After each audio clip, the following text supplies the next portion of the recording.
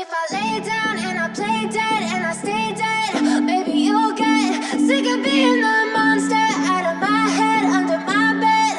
Think you're something out of my night. आप लोग ही बनकर आएगी। समझ रहे हैं आप लोग मैं क्या कह रहा हूँ यहाँ पर? तो यार जिंदगी में आप लोगों को प्रैक्टिस करनी ही करनी पड़ेगी अगर एक शानदार तरीके की जिंदगी आप लोग पेंट करना चाहते हैं।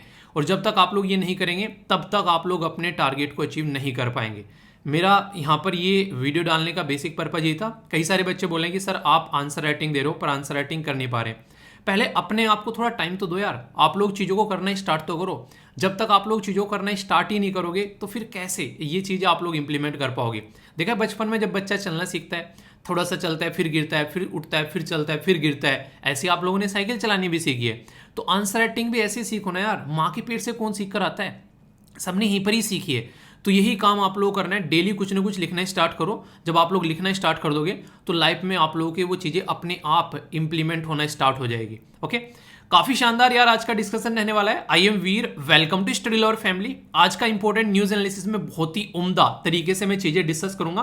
तो ये डिस्कशन जो है करंट और स्टैटिक का एक बहुत ही प्यारा मिक्सचर रहने वाला है। तो टकटकी लगाकर आप लोगों को ये वीडियो देखना है। कई सारे आर्टिकल्स के बाद में कुछ क्वेश्चन होंगे जो कि बड़े ही बेहतरीन होंगे, जिनको सुनकर आप लोगों के चक्षु खुलने वाले हैं। तो उनको आप लोगों को यहाँ पर अच्छे से एंजॉय करना है। और एक और बात मैं बता दूं, आज के जो एसएलवी कमांडो हैं जिनके द्वारा शानदार तरीके से आंसर दिए गए हैं और उनके आंसर जो हैं वो मैंने कल की वीडियो के नीचे पिन भी कर दिए हैं। ये है यहाँ पर हर्षिता, बहुत ही डिटेल में आंसर लिखे गए हैं यार, देखकर मजा आ गया। उन्हें कहते हैं एक तरीके से कि हाँ ऐसे आंसर दिए जाते हैं।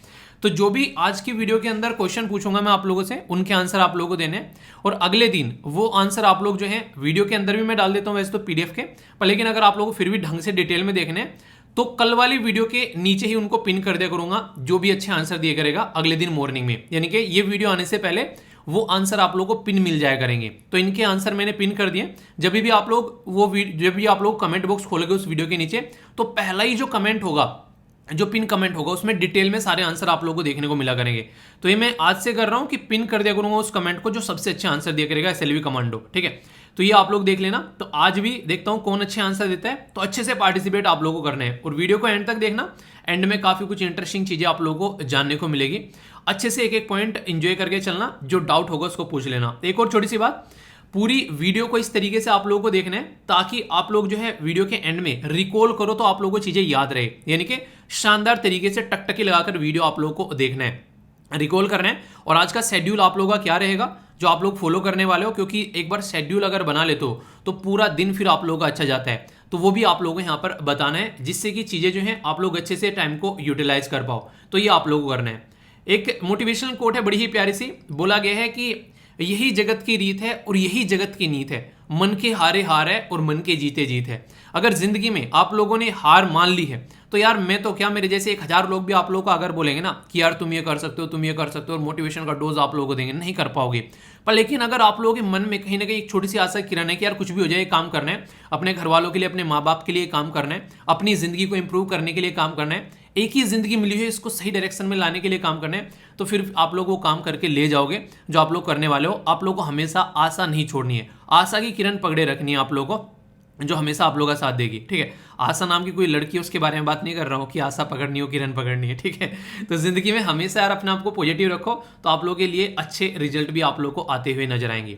आज की जो मेंस की इंपॉर्टेंट कोटेशन है ये है, बात की जा रही है जो मेंस के लिए भी और एस्से राइटिंग के लिए भी आप लोग इसको यूज कर सकते हैं। बोला गया है the measure of any society is how it treats it's women and girls. यानी कि अगर आप लोग एक सोसाइटी को काउंट करना चाहते हैं सोसाइटी कैसी है, तो आप लोग जाकर देख लो कि वो सोसाइटी में महिलाओं को और लड़कियों को कैसे काउंट किया जाता है। तो पता चल जाएगा यार आप लोगों को कि यहाँ पर वो समाज कैसा है। यानी कि अगर उनको इज्जत मिल रही है, उनकी एजुकेशन उनको मिल रही है, उनके ऊपर ध्यान रखा जा रहा है, वो कहीं पर भी जाकर अपना कोई भी काम कर सकती है, उनको डर नहीं है कि शाम को टाइम पे घर आना है, छोटे कपड़े नहीं पहनने।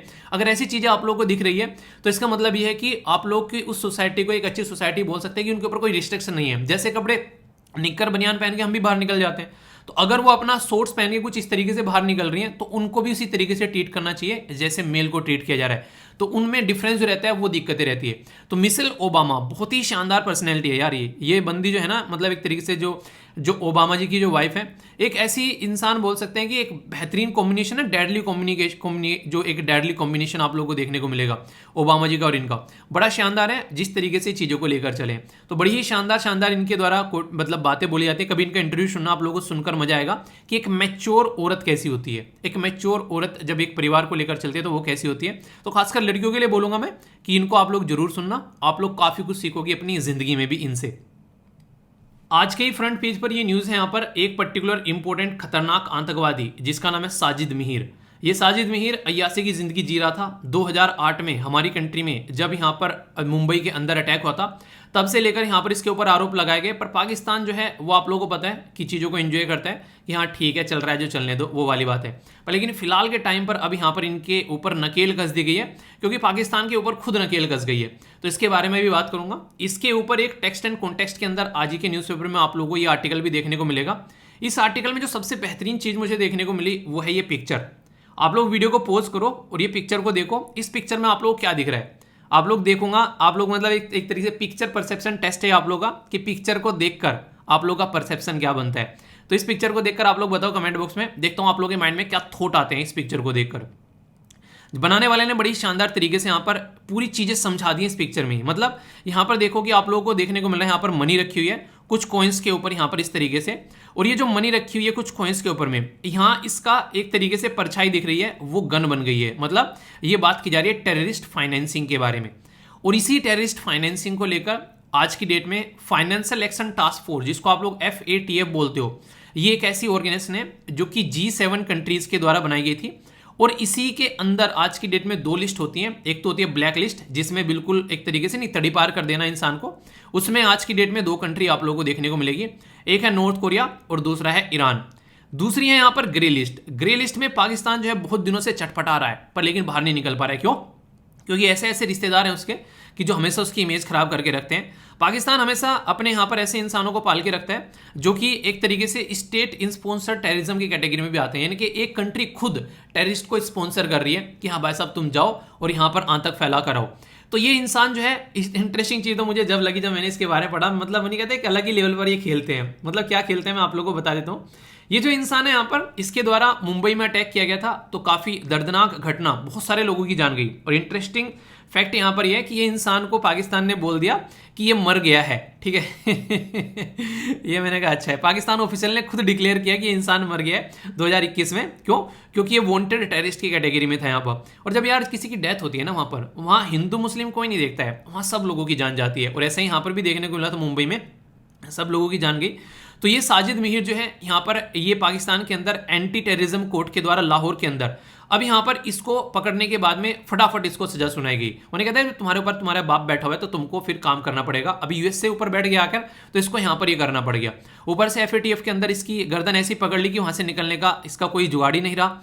तो इसके द्वारा यहाँ पर जब डिक्लेयर किया गया पाकिस्तान के द्वारा ये मर गया दिसंबर, इसके लिए यहाँ पर बेसिकली दिसंबर 2021 में, फिर अप्रैल में यहाँ पर ये पकड़ा भी गया 2022 में कि नहीं यार जिंदा है, हम लोग ना गलत फहमी हो गई थी। और फिर मई में आकर इसको कन्विक्टेड भी करार दे दिया। यानी कि एक तरीके से जो यहाँ पर समझ सकते हैं आप लोग कितनी फास्ट तरीके से काम कर रहे हैं। अभी ऐसा क्यों कर रहे हैं?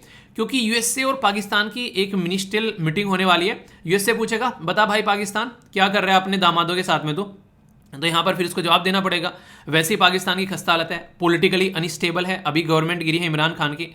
नए प्राइम मिनिस्टर कौन है पाकिस्तान के, पता है आप लोगों को? चलिए कमेंट बॉक्स में नाम लिखिए उनका तो यहाँ पर फाइनेंशियल एक्शन टास्क फोर्स जो है, जिसको FATF आप लोग बोलते हैं, ये FATF जो है यहाँ पर, ये काफ़ी इंपॉर्टेंट आप लोगों को यहाँ पर एक बॉडी देखने को मिलेगी जो इन सब चीज़ों के ऊपर ध्यान रखती है। तो इसी के बारे में यहाँ पर बात की जा रही है, तो आप लोग इसको अंडरस्टैंड कर सकते हैं।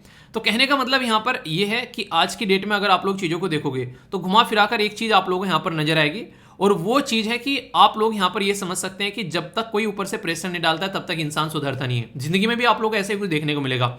अभी यहाँ पर इस इंसान को पकड़ लिया गया है, तो यहाँ पर इंडिया ने भी काफ़ी एफर्ट डाला हालांकि, और यहाँ पर ये रेस्पॉन्सिबल है कई सारे और दुनिया के अंदर भी टेररिज्म को फैलाने में। एक टाइम ऐसा हुआ करता था, इंडिया चिल्लाता रहता था पाकिस्तान टेररिज्म फैलाता है, टेररिस्ट फैलाता है, किसी को यकीन नहीं होता था। जब से इनके सर पर बैठकर इन्होंने नाचना स्टार्ट किया ना, खुद वेस्ट में जाकर फ्रांस के अंदर, जर्मनी के अंदर, यूएसए के अंदर अटैक होने स्टार्ट हो गए, तब इनको लगा यार इंडिया सही बोल रहा था। अरे हम तो सही बोल रहे थे, तुमने सुना ही नहीं कभी।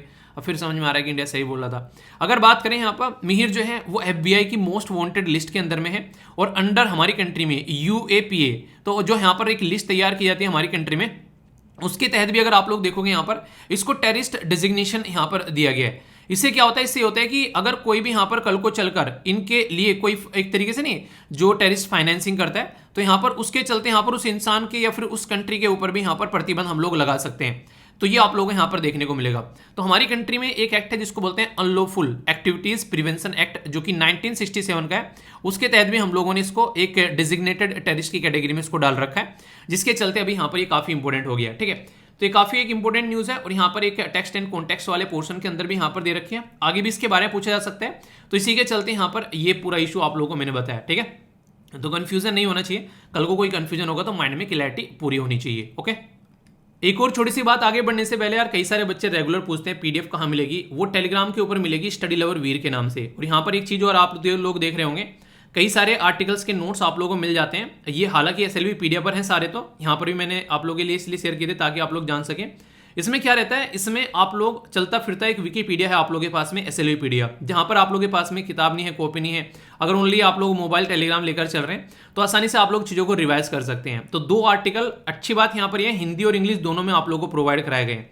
जो कोटेशन सारी चीजें डिस्कस करता हूँ वो भी आप लोगों को यहाँ पर देखने को मिल जाती है, तो उनको भी आप लोग लाइफ का पार्ट बना सकते हैं, सारी वोकैबुलरी वगैरह, ताकि फटाफट रिवीजन हो जाए। तो ये पूरा एक अच्छा सा ग्रुप है, फ्री ऑफ कॉस्ट है, इसको आप लोग एंजॉय कर सकते हैं। और दूसरी इंपॉर्टेंट बात है वो है आंसर राइटिंग ग्रुप, जहां पर आप लोग आंसर राइटिंग करनी है। अगर कोई टेलीग्राम पर नहीं है तो आप लोग आंसर राइटिंग फेसबुक पर भी कर सकते हैं, फेसबुक पर भी ग्रुप है यहाँ पर ये। ठीक है, तो आप लोग यहाँ पर देख सकते हैं बहुत सारे बच्चे यहाँ पर रेगुलर आंसर राइटिंग कर रहे हैं, एक दूसरे का आंसर आप लोग रिव्यू कर सकते हैं। तीनों लिंक जो है वो वीडियो के नीचे आप लोगों को मिल जाएंगे, आप लोग जाकर उसको पार्टिसिपेट कर सकते हैं। और एक दूसरे का आंसर कई सारे बच्चे रिव्यू भी कर रहे हैं, तो आप लोग भी इसको अच्छे से एंजॉय कीजिए।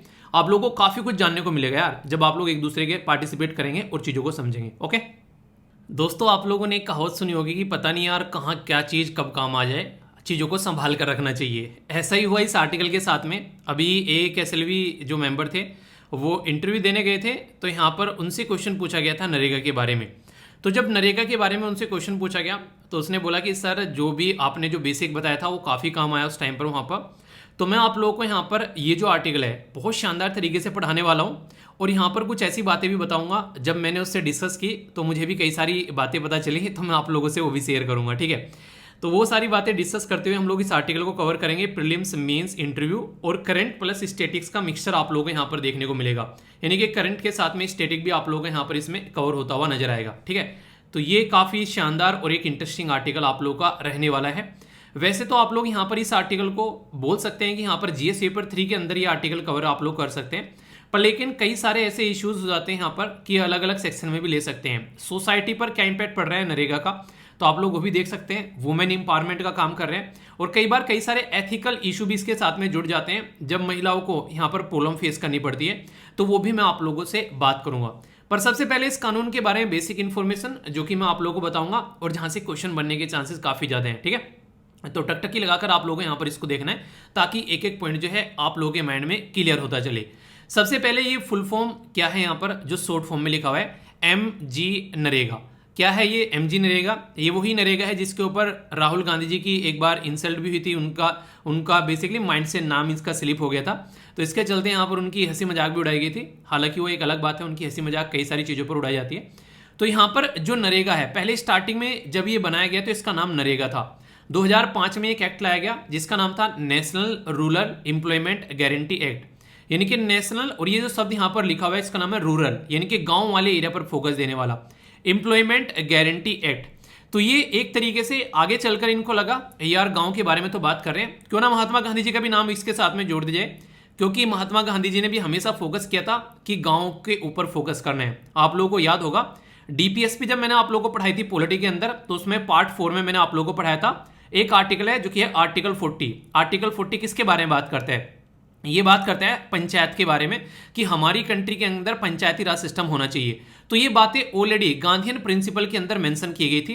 तो महात्मा गांधी जी का गांव के ऊपर काफी फोकस रहता था, तो इसीलिए यहाँ पर महात्मा गांधी जी का भी नाम जो था वो इसमें ऐड कर दिया, और इसमें महात्मा गांधी तो आगे ऐड कर दिया, और फिर पूरा का पूरा national rural employment guarantee act, तो यहाँ से MG नया ऐड हो गया इसके अंदर में। ठीक है, तो ये एक ऐसा लोता कानून है हमारे देश के अंदर में जो आप लोगों को अधिकार देता है राइट टू वर्क। जैसे आप लोगों के फंडामेंटल राइट है ना, कि हाँ आप लोगों के फंडामेंटल राइट है पार्ट 3 के अंदर में, आर्टिकल 12 से लेकर आर्टिकल 35 के अंदर में, अगर उनका हनन होता है तो नॉर्मली क्या होता है कि आप लोग किसी को बोल सकते हो कि भाई साहब हमारे अधिकार हमको नहीं मिल रहे हैं। ऐसे ही सेम अधिकार यहां पर ये देता है। किस बेस पर देता है यहां पर? वो देता है आर्टिकल 21 के बेस पर। अगर बात करें तो एक राइट टू एक लाइफ देता है, right to life with dignity, यानी कि जिनको यहां पर जॉब मिल गई, आप लोगों ने देखा होगा कि जिस इंसान को जॉब मिल जाती है सोसाइटी में उसकी रेस्पेक्ट बढ़ जाती है। पर लेकिन जो राइट टू वर्क का काम दे रखा है यहां पर, ये डीपीएसपी में, जो आप लोगों का डीपीएसपी कहां पर आती है? पार्ट 4 में आती है। आर्टिकल 36 से लेके आर्टिकल 51 तक आप लोगों को पता ही है। ये सारी चीजें बहुत रिपीटेडली आप लोगों को पॉलिटी के अंदर पढ़ा रखी है मैंने, तो रिवीजन कर लीजिएगा उनका।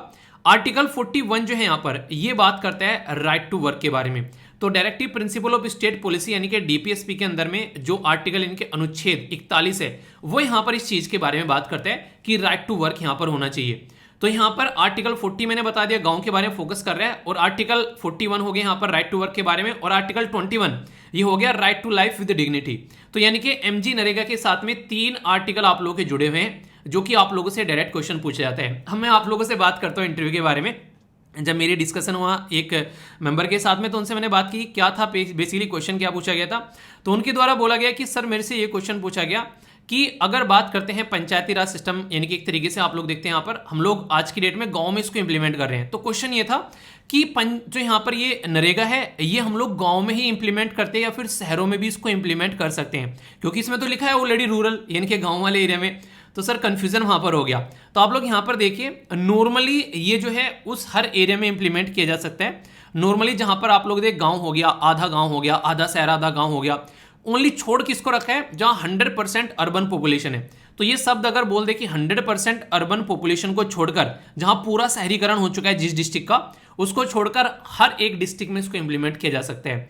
तो एक क्वेश्चन पूछा गया उनसे इंटरव्यू में, ठीक है, और पूछा भी इसलिए गया क्योंकि वो एक रूरल बैकग्राउंड से आते थे। तो अगर आप लोग गांव से आते हैं तो इस तरीके से आप लोगों से क्वेश्चन पूछ लिए जाते हैं अक्सर। एक और इंटरेस्टिंग क्वेश्चन पूछा गया उनसे। वो इंटरेस्टिंग क्वेश्चन ये था, क्या एमजी नरेगा जो है उसमें, जैसे मान लीजिए किसी पर्टिकुलर इंसान को 100 दिन का काम देना है, अगर 100 दिन से ज्यादा का काम देना है तो क्या उसके अंदर भी प्रोविजन है? किसी का मन कर गया राज्य का यार 100 से ज्यादा काम देना है हम लोगों को, तो अपने एरिया में लोगों को, तो क्या उसके लिए भी कोई प्रोविजन है? तो याद रखेगा, एमजी नरेगा के अंदर एक सेक्शन है जो कि सेक्शन 3 का 4 पार्ट है। उसमें यह बोला गया कि जो सेंट्रल गवर्नमेंट के द्वारा डिफाइन किया गया कि हाँ आप लोगों को 100 दिन का काम देना है, या फिर सेंट्रल गवर्नमेंट के द्वारा इसको ऊपर नीचे कर दिया गया, तो वो सबको तो मिलेगा ही मिलेगा, जो सबको मिलेगा। पर इसके अलावा अगर इनको लग रहा है कि यार 50 दिन और ऐड कर देते हैं स्टेट गवर्नमेंट को, तो उसका प्रोविजन है। पर लेकिन इसका प्रोविजन करने के बाद में स्टेट गवर्नमेंट को जो है पैसा वो अपनी जेब से देना पड़ेगा, ये याद रखिएगा, ठीक है। तो यानी कि स्टेट गवर्नमेंट दे सकती है, उनको लग रहा है कि यार फंड देना चाहिए, बिल्कुल दीजिए, पर पॉकेट से अपने से पैसा देना पड़ेगा। भाई साहब यहाँ पर ऐसा नहीं कि यहाँ पर सेंटर बोलेगा कि लो पैसा जितना उड़ाना है उड़ा लो, ठीक है। सेंटर ने तो बोल दिया इतना पैसा है, उसके बाद में अपनी पॉकेट से पैसा लगाना है, जो डिफाइन है वो फंड रहेगा। और इसमें आप लोगों ने सबसे खतरनाक चीज देखी होगी कोविड-19 के टाइम पर भी, जो सबसे इरिटेटिंग चीज रही थी वो थी कि फंड खत्म हो गया था यहाँ पर जो लोग काम कर रहे थे इसके अंदर में, तो उसके चलते काफी बड़ा इशू देखने को मिला। तो ये गांव वाले एरिया में लोगों को एक जॉब सिक्योरिटी देने के लिए कानून लाया गया था कि लगभग 100 दिनों का तो यार लोगों को काम मिल जाएगा। और 100 दिनों का अगर किसी को काम मिल गया, एक तो कि बिल्कुल जो एक इंसान है घर में काम ही नहीं कर पा रहा है, उसको कोई काम ही नहीं मिल रहा है, कुछ ऐसे करना चाहते हैं उनको मिल रहा है, ऐसे हैं जो करना ही नहीं है, वो तो एक अलग ही लेवल के प्राणी हो गए।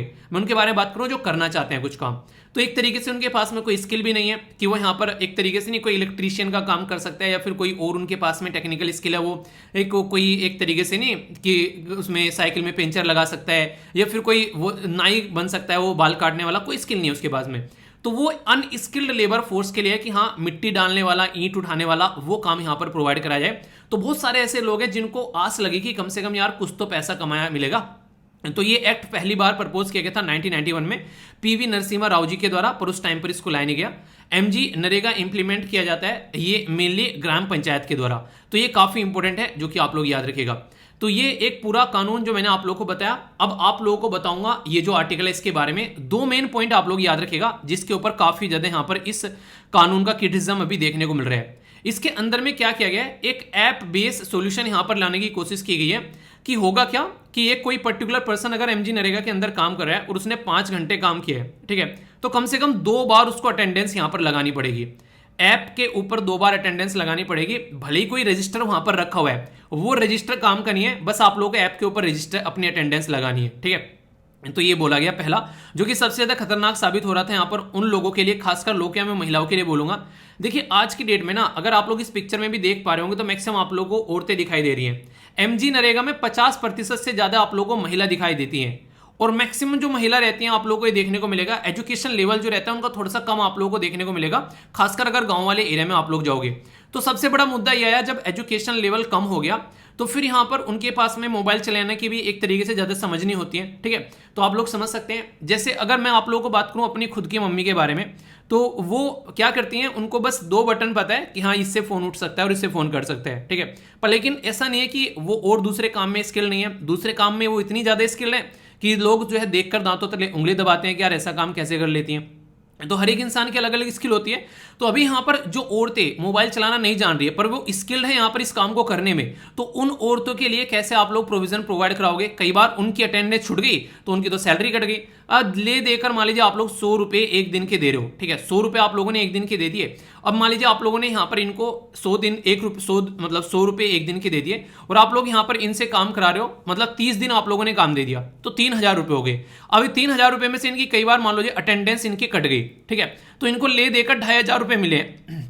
आप लोग क्या लगता है एक परिवार जो है वो 2500 रुपए में चलाया जा सकता है? ऐसा नहीं होता है। तो मैक्सिमम महिलाएं क्या करती हैं, आज यहां पर काम कर रही हैं, इस टाइम से मान लीजिए इन्होंने क्या किया, मॉर्निंग में 9 से लेके अपना 3 बजे तक नरेगा के अंदर काम किया 6 घंटे, फिर इसके बाद में अपना कोई और काम करने स्टार्ट कर दिया। जैसे आर्टिकल में बात की जाती थी एक महिला के बारे में जो अपना घर पे ही कुछ सब्जियां उगाती थी और फिर यहां पर उनको मार्केट में ले जाके बेचती थी, तो उसका काम था। पर लेकिन नरेगा में ये जो अटेंडेंस का चक्कर है इसकी वजह से ये दूसरे वाला काम नहीं उसका हो पा रहा था। यानी कि कई सारे ऐसे होते हैं ना कि जैसे आप लोगों को कोई काम दिया, आप लोगों ने 2 घंटे में निपटा लिया, कुछ लोग ऐसे हैं उसको 6 घंटे लिए बैठे हुए हैं। तो यहां पर जिसने 2 घंटे में निपटा लिया और सही काम कर रहा है वो अपना कोई दूसरा काम कर सकता है प्रोडक्टिविटी के हिसाब से।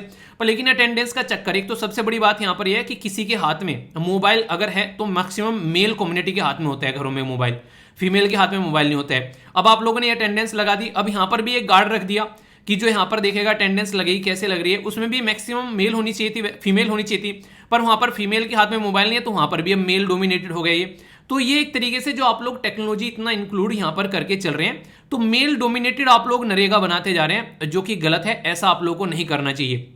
यानी कि फीमेल डोमिनेटेड सेक्टर को मेल डोमिनेटेड बता रहे हैं, और ऊपर से वैसे आप लोगों को पता है कि फीमेल को ज्यादा काम मिल नहीं पाता है, तो एक ये भी यहां पर इशू देखने को मिलेगा। तो ये काफी एक इंपॉर्टेंट मुद्दा निकल गया जिसके बारे में यहां पर अभी बात होनी चाहिए।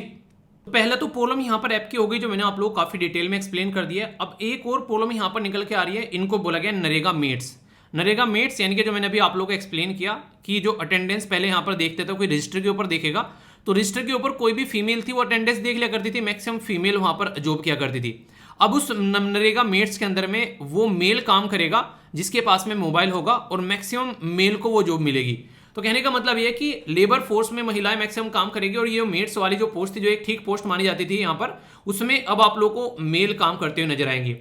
तो फीमेल के लिए तो वैसे ही दिक्कत होगी। अब आज के डेट में अगर आप लोग सिटीज के अंदर में रहते हैं तो आप लोग को थोड़ा सा देखने को मिलेगा कि हस्बैंड और वाइफ जो है वो अक्सर मिलकर काम कर लेते हैं कि ठीक है यार तुम ना खाना बना लो, मैं ना पोछा लगा देता हूँ, ठीक है। अक्सर हस्बैंड जो है इस तरीके से नहीं आप लोगों को देखने को मिलेगा कि हाँ कि एक वाइफ का साथ हाथ बटा देते हैं। पर लेकिन गांव में अगर आज की डेट में भी आप लोग जाओगे तो वो उतने लेवल पे एक कॉम्बिनेशन देखने को नहीं मिलता है, वहां पर मेल और फीमेल में एक डिवीजन आप लोगों को नजर आता है। तो मैक्सिमम बर्डन जो है होता है वो महिला के ऊपर पड़ जाता है। यानी कि पहले यहाँ पर वो नरेगा के अंदर काम भी करके आई, उसके बाद में घर पे जाकर वो काम भी कर रही है, उसके बाद में अपनी जो सब्जी वगैरह उसको बेचनी थी वो भी बेच रही है, वो बच्चे को भी देख रही है।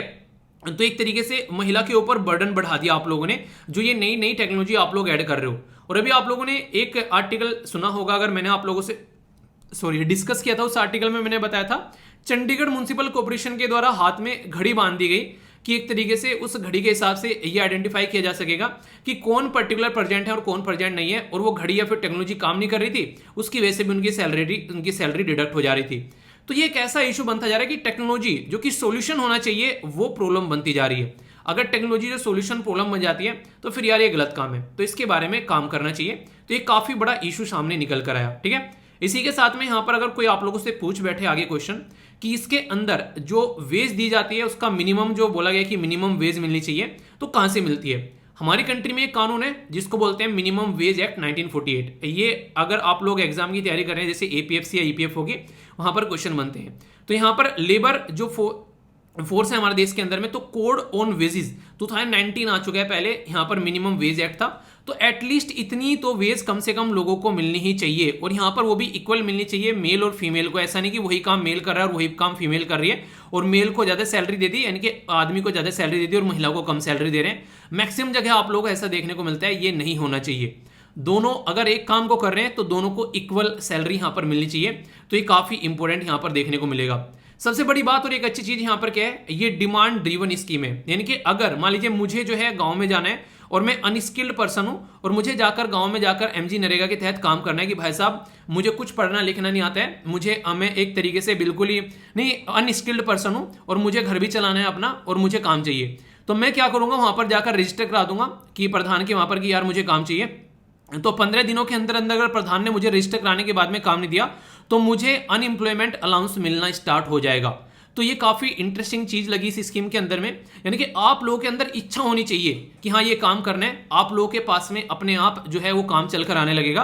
पर लेकिन अगर इच्छा ही नहीं है तो फिर तो यार देखो कुछ हो नहीं सकता। खाना भी आप लोग घर वाले बना के दे देंगे, पर लेकिन मुंह तक तो आप लोगों को खुद से ही ले जाना पड़ेगा। मुंह में भी अगर खाना डाल दिया किसी ने तो चबाना तो खुद से ही पड़ेगा। तो वो वाली चीज़ें यार देखने को मिलेगी। तो ये चीज़ें समझनी है तो कम से कम थोड़ा सा एफर्ट डालना ही पड़ेगा, ऐसा आप लोग यहाँ पर बोल सकते हैं। और एमजी नरेगा के बारे में जब आप लोगों से कोई पूछे तो ये काफ़ी इंपॉर्टेंट है। यहाँ पर ये कई सारे काम करता है जिसकी वजह से बहुत सारे फायदा देखने को मिल रहे हैं। सबसे बड़ी बात तो यहाँ पर जो देखने को मिली थी एमजी नरेगा के टाइम पर, ये जब से आया बहुत सारे लोग ऐसे थे जिनको अभी रिसेंटली लोगों ने माइग्रेट करना बंद कर दिया। जैसे हमारे एरिया में क्या होता है, नॉर्मली जहाँ गन्ने की खेती की जाती है तो खासकर बंगाल से आते हैं कई सारे लोग काम करने के लिए, कई सारे नेपाल से आते हैं जो काम करने के लिए। तो अभी रिसेंटली जब से नरेगा यहाँ पर चला था, बहुत सारे लोगों ने जो पहले बंगाली से आया करते थे उन्होंने आना बंद कर दिया था। ठीक है, अभी इसके ऊपर कई बार डिबेट डिस्कशन होता है। ऐसे गांव में जाता हूं कभी बातें करने लगते हैं कि हाँ अब की बार यार बंगाली बहुत कम आए। क्यों? क्योंकि एमजी नरेगा की स्कीम चल रही है, उनको पास में अपने घर के पास में काम मिल गया, क्यों इतनी दूर आना उनको। ठीक है, तो ये यहाँ पर इशू देखने को मिला। ठीक है, तो ये काफी बड़ा मुद्दा एक निकल कर आया। तो यहाँ पर उनको अपने एरिया में ही काम मिल गया तो उनको तो फायदा हुआ, पर लेकिन उन लोगों को नुकसान हो गया जो उनके ऊपर डिपेंडेंट रहते थे। पर लेकिन हम लोग उनके लिए काम कर रहे हैं जो यहाँ पर बेसिकली इसके लिए जरूरत है स्कीम की, तो उनको तो फायदा है। तो ये स्कीम जो है काफी ये एक तरीके से माइग्रेंट पर जो लोगों पर काफी एक तरीके से स्टेबिलिटी लेकर आई, रिड्यूस कर रही थी पुअर्टी और फाइनेंशियल इंक्लूजन कर रही थी। क्यों? क्योंकि एमजी नरेगा के तहत अगर आप लोग आ गए हो तो आप लोगों को अकाउंट खुलवाना पड़ेगा। अकाउंट आप लोगों को खुल गया तो अकाउंट में आप लोगों के पैसा जाएगा। तो जो डिपेंडेंसी होती थी यहाँ पर कि हाँ एक तरीके से हाथ में पैसा जा रहा था और उसकी वजह से आधा मिल रहा था, उनको आधा नहीं मिल रहा था, अब वो डायरेक्ट उनके अकाउंट में पैसा जा रहा है, तो इससे फायदा देखने को मिला। तो ये इंपॉर्टेंट पॉइंट, ये फायदे आप लोग लिख सकते हैं। ठीक है, क्रिएशन ऑफ सस्टेनेबल एसिड्स, तो एसिड्स क्रिएशन करने का काम किया सस्टेनेबल, यानी कि आज जैसे नाली बनाई तो नाली में से पानी निकल रहा है, वहां पर कल को बारिश हो रही है तो बाढ़ नहीं आ पा रही, बाढ़ को रोक दे, वो बाढ़ एक तरीके से नहीं पानी निकल जा रहा है। पर लेकिन ऐसे क्या से होता है कई बार कि अगर वो नाले खुदे नहीं है तो वहां पर बाढ़ आ जाएगी, फिर दिक्कत हो जाएगी। तो एसिड क्रिएशन करने का काम करते हैं। एसिड जो होती है एक तरीके से आप लोग बोलते हैं संपत्ति। ठीक है, एम्प्लॉयमेंट जनरेशन का तो काम कर ही रहा है। इंक्रीज इन एग्रीकल्चर वेजेज, तो एग्रीकल्चर की वेजेज में भी इसकी वजह से इंक्रीमेंट देखने को मिलेगा। और सबसे इंपॉर्टेंट जो मैंने अभी बताया यह वुमेन इंपावरमेंट, ये काफी ज्यादा हुआ यहाँ पर, जिसकी वजह से महिला के हाथ में पैसा आ गया और वो खुद से अपने पैसे की हकदार रही और अपने हिसाब से अपना पैसा कहाँ खर्च करना है वो ये सारी चीजें कर पा रही थी। इसी के साथ में अपलिफ्टमेंट ऑफ द मार्जिनलाइज जो सेक्शन होते हैं एससी और एसटी, काफी काम इनको यहाँ पर दिया गया जिनको नॉर्मली इग्नोर किया जाता था सोसाइटी के अंदर। तो ये भी काफी इंपॉर्टेंट यहाँ पर एमजी नरेगा के अंदर देखने को मिला। तो ये आप लोगों को यहाँ पर इसके प्रॉफिट फायदे देखने को मिले जब ये स्कीम इंप्लीमेंट की गई। तो यहाँ से भी कई बार आप लोगों से कई सारे पॉइंट्स जो पूछ लिए जाते हैं, और ये तो एक ऐसा पॉइंट है जो कि आप लोगों से कोई पूछ रहे तो आप लोग बोलोगे यार ये कैसे कनेक्ट कर दिया। ठीक है, तो ये काफी इंपॉर्टेंट है। सस्टेनेबल डेवलपमेंट टोटल मिलाकर 17 गोल आप लोगों को देखने को मिलेंगे। इन 17 गोल में से 169 टारगेट है और इन 17 गोल में से टोटल मिलाकर अगर मैं आप लोगों से बोलूं तो 8 ऐसे गोल हैं जो कि एमजी नरेगा के साथ में डायरेक्ट कनेक्ट आप लोगों को नजर आएंगे। जैसे कि गरीबी मिटाने का काम कर रहे हैं, भुखमरी मिटाने का काम कर रहे हैं, जी हाँ बिल्कुल। पैसा आ रहा है तो इंसान अपनी हेल्थ पे काम करेगा, बच्चों के एजुकेशन पे काम करेगा, जी हाँ बिल्कुल। डिसेंट वर्क मिल रहा है, उनको इधर उधर धक्के नहीं खाने पड़ रहे हैं। जेंडर इक्वलिटी है, यहाँ पर महिलाओं को ज्यादा काम दिया जा रहा है। इसी के साथ में कई सारे इनोवेटिव आइडियाज देखने को मिल रहे हैं जिसकी वजह से ढांचागत विकास भी हो रहा है। ठीक है, इसी के साथ में यहाँ पर बात करें तो रिड्यूस इनइक्वलिटी, ये काफी इंपॉर्टेंट है। तो इनइक्वलिटी भी खत्म हो रही है। जो बहुत अमीर थे गांव में, जो बहुत गरीब थे, जिनको खाना भी नहीं मिल पा रहा था, अब वो भी अपना खाने पीने का जुगाड़ कर पा रहे हैं। उनको कम से कम कुछ रोजी रोटी तो मिल रही है, अब भूखे नहीं सो रहे यहाँ पर।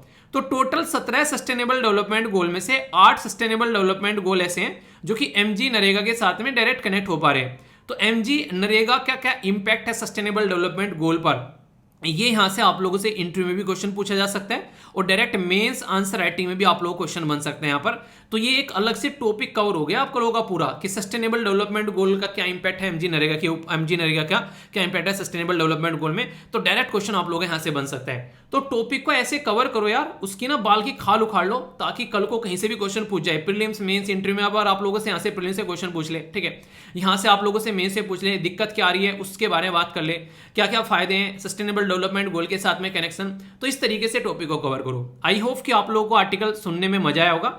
अगर मजा आया तो थम्स अप देकर बता सकते हैं, अगर मजा नहीं आया तो थम्स डाउन यानी कि डिसलाइक कर सकते हैं आप लोग वीडियो को। और बाकी फीडबैक जरूर दिया करो यार। आर्टिकल सुनने के बाद में आप लोग को कहीं पर कोई डाउट रहता है तो बताया करो, हाँ सर ये डाउट है, ताकि उसको आगे आने वाले लेक्चर में कवर किया जा सके। ओके, तो ये था पूरा आर्टिकल। संतुष्ट होनी चाहिए आत्मा, ठीक है। बहुत इंपॉर्टेंट आर्टिकल है यार, इसके ऊपर आप लोग कई सारे स्टार लगा सकते हैं। जिस तरीके से मैं आप लोगों से डिस्कस करूंगा, आप लोगों को स्टैटिक पोर्शन भी साथ में कवर करता हुआ चलूंगा। और इस आर्टिकल के एंड में आप लोग क्वेश्चन भी देखने को मिलेंगे, जिससे आप लोगों को ये पता चलेगा कितने अच्छे से आप लोगों ने आर्टिकल सुना है। प्रीलिम्स मेंस या फिर इंटरव्यू में या फिर किसी के साथ में डिबेट और डिस्कशन आप लोग कर रहे हैं, तो वहां पर भी आप लोग की नॉलेज दर्शाएगा कि हाँ इंसान ने कुछ पढ़ाई कर रखी है। बहुत ही शानदार आर्टिकल है। एक ऑर्गेनाइजेशन भी आप लोग की कवर होगी, NCPCR, इसके बारे में भी आप लोगों से बात करूंगा। बच्चों के बारे में बात की जा रही है, कहाँ कहाँ पर संविधान के अंदर इससे रिलेटेड यहाँ पर चीज़ देखने को मिलेगी, और अभी ये क्यों न्यूज़ में है वो भी मैं आप लोगों से बातें करूंगा। ये जो आर्टिकल है UPSC prelims GS paper 2 government जो गाइडलाइंस है उसके अंदर, या फिर जो बच्चों के अधिकार है उसके बारे में आप लोगों से क्वेश्चन पूछा जा सकता है।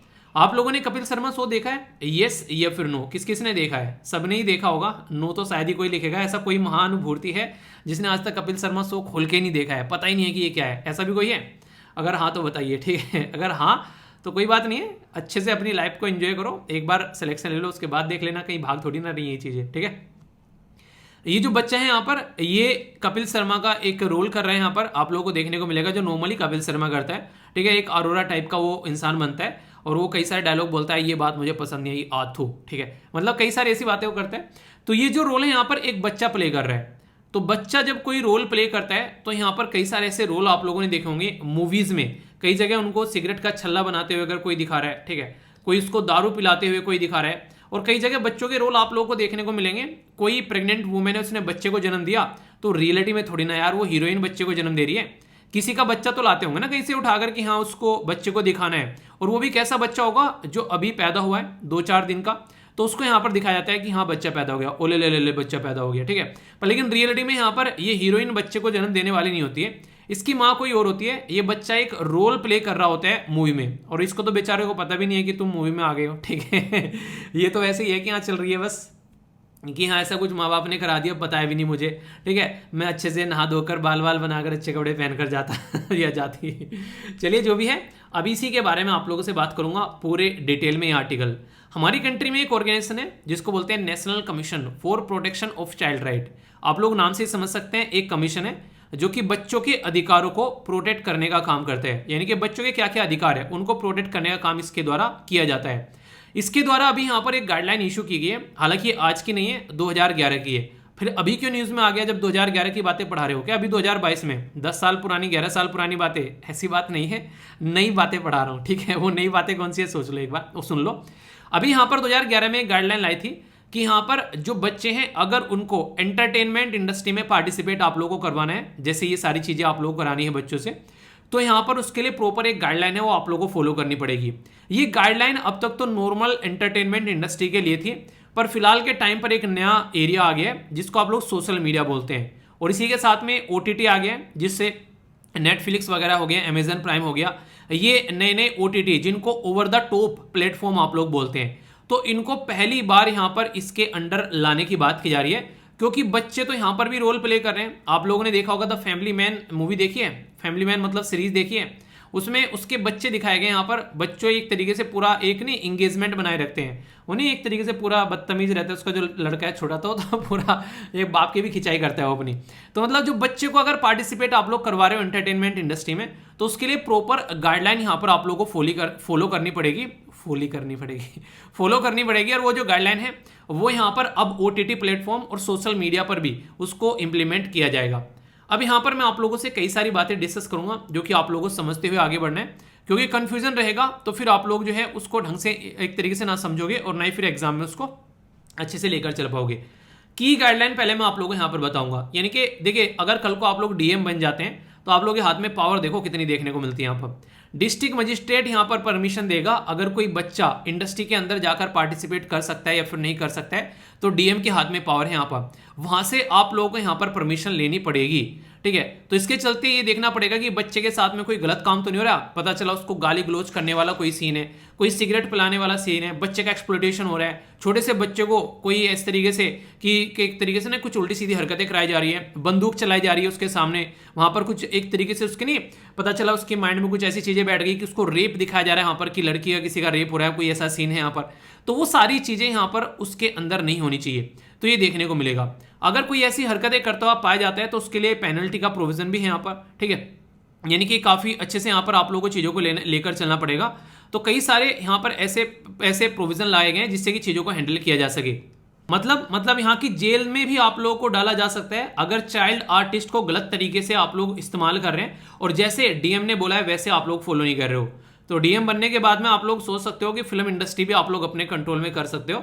अगर कहीं पर बच्चों से रिलेटेड कोई बात आई, यानी कि बच्चों को पता चला कोई दारू पीते हुए दिखा रहा है, तो ये आप लोग यहाँ पर उनके खिलाफ जो है एक्शन ले सकते हो।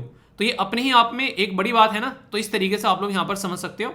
तो ये पावर यहाँ पर मिल जाती है। और भी कई सारे की प्रोविजन यहाँ पर इसके देखने को मिलेंगे।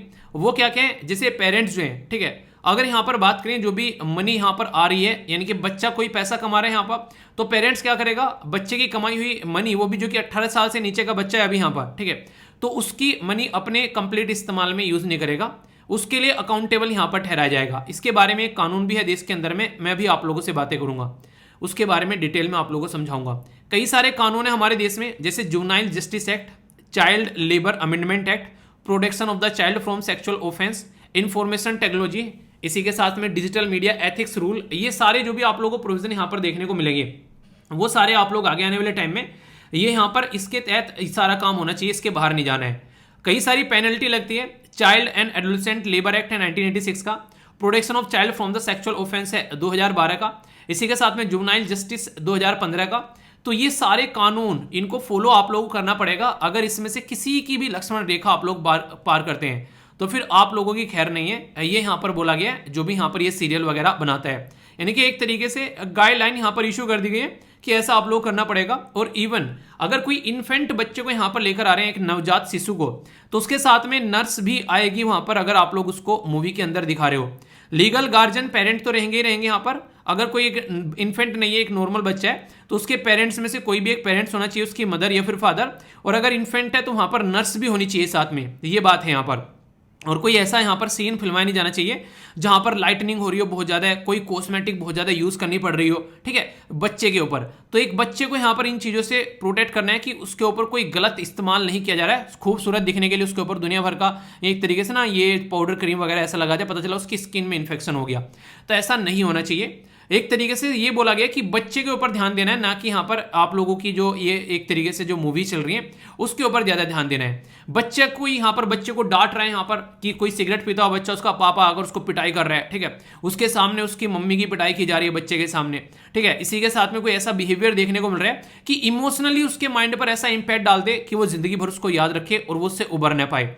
उसको किसी नग्न अवस्था में कहीं पर उसको गलत तरीके से दिखाने की कोशिश की जा रही है। तो यानी कि एक तरीके से बच्चे के माइंड पर कोई भी ऐसा इंपैक्ट न पड़े कि बच्चा जो है यहाँ पर वो आने वाले टाइम में उस सिचुएशन से उबर ही ना पाए। तो ये काफी जरूरी यहाँ पर देखने को मिलेगा, जिसके ऊपर फोकस देकर यहाँ पर रखना पड़ेगा।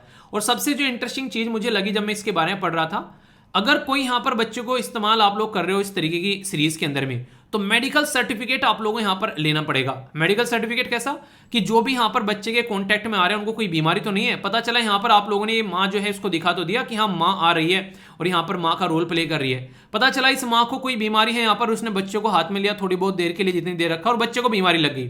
तो बच्चे तो यार उसको पता भी नहीं है, बच्चा बीमारी के चक्कर में पड़ गया यहाँ पर। तो प्रॉपर मेडिकल फिटनेस सर्टिफिकेट आप लोगों के पास में होना चाहिए, ये काफी ज्यादा जरूरी है।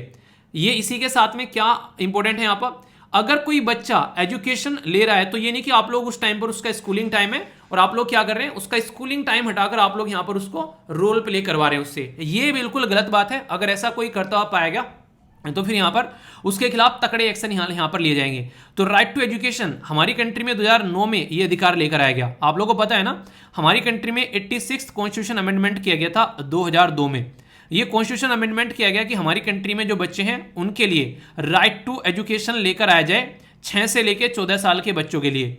नॉर्मल बच्चों के लिए 6 से लेकर 14 साल तक है, पर लेकिन याद रखिएगा अगर कोई बच्चा ऐसा है जो दिव्यांगन है, जिसकी बॉडी में कोई पार्ट में कोई प्रॉब्लम है, तो उसके लिए 18 साल तक आप लोगों को ये देखने को मिलेगा। तो इसके ऊपर स्टार लगाकर क्वेश्चन पूछा गया था अभी रिसेंटली किसी एग्जाम के अंदर में, तो ये आप लोग यहाँ पर समझ सकते हैं। अभी यहाँ पर 21 जो आर्टिकल है वो राइट टू लाइफ के बारे में बात करता है, पर लेकिन बच्चों की एजुकेशन भी यहाँ पर इसी के अंदर डाल दी अमेंडमेंट करके। रीजन क्योंकि उनकी लाइफ के बारे में यहाँ पर बात की जा रही है। और फंडामेंटल ड्यूटी बना दी पेरेंट्स की, यानी कि एक तरीके से समझ सकते हैं बच्चों का तो फंडामेंटल राइट हो गया, अगर उनको उनकी एजुकेशन नहीं मिलेगी तो वो कोर्ट में जा सकते हैं अपने पेरेंट्स के खिलाफ, और अगर पेरेंट्स नहीं है तो यहाँ पर उनकी ड्यूटी बना दी कि आप लोग अपनी ड्यूटी करनी पड़ेगी। तो ये अमेंडमेंट करके यहाँ पर ऐड किया गया। हालांकि फंडामेंटल ड्यूटीज भी हमारे संविधान में ओरिजिनली नहीं थी। स्वर्ण सिंह कमेटी का नाम है आप लोगों को याद होगा, कौन सी कमेटी थी? स्वर्ण सिंह कमेटी थी। अब कब ऐड किए गए थे और कौन से संविधान में संशोधन करके ऐड की गई थी फंडामेंटल ड्यूटी, ये आप लोगों को बताना है। अब यहाँ पर एक प्रॉपर खाना मिलना चाहिए, उनको प्रॉपर पानी मिलना चाहिए, और इसी के साथ में एवरी 3 आवर में उनको एक गैप मिलना चाहिए, एक ब्रेक मिलना चाहिए, यानी कि उनको 8-8, 9-9, 10-10 घंटे काम कराए जा रहे हैं और वो वहाँ पर धड़ाम देने से गिरे, वहाँ पर एक तरीके से बेहोश होकर इतनी बुरी कंडीशन वहाँ पर हो गई। ऐसा नहीं होना चाहिए, ठीक है। तो इसके ऊपर भी फोकस देकर चलना पड़ेगा, जो कि काफी इंपॉर्टेंट प्रोविजन लगा पर्सनली मुझे, कि हर एक चीज पर नकेल कसी जा रही है, बच्चे के ऊपर पूरा फोकस जा रहा है, ना कि पर्टिकुलर जो इवेंट चल रहा है उसके ऊपर। ये काफी इंटरेस्टिंग है। यहाँ पर आप लोगों ने कई बार सुना होगा कि हमारे संविधान के अंदर में पार्ट 3 में आप लोग जाते हैं तो फंडामेंटल राइट है, कई बार तो मैंने ही बता दिए। आर्टिकल 12 से लेकर आर्टिकल 35 तक मौलिक अधिकार है। इसमें आर्टिकल 24 जो है वो चाइल्ड लेबर के बारे में बात करते हैं। तो चाइल्ड लेबर के बारे में जो आर्टिकल 24 बातें करता है, अब यहाँ पर ये नहीं कि आप लोग किसी भी तरीके से बच्चे को काम नहीं करने देना है, नहीं। बच्चा अपने घरों में काम कर सकता है आसानी से, अपने घर का कोई खेतों का काम है, रोटी, जैसे हमने बचपन में खेतों में रोटी लेकर जाया करते थे, ठीक है, वो वाली चीजें, तो अपने घर के काम में काम कर सकता है, पर लेकिन ऐसा नहीं कि एजुकेशन छुड़ा दी जाए उसकी, ठीक है। अब ये आप लोगों को देखने को मिलेगा। अब बच्चा जो भी यहाँ पर कमा रहा है, जो भी इनकम लेकर आ रहा है, तो फिक्स्ड डिपॉजिट में 20% जो इनकम है, एटलीस्ट 20% जो income earn by the child, वो यहाँ पर उसके फिक्स डिपॉजिट में यहाँ पर डालनी पड़ेगी।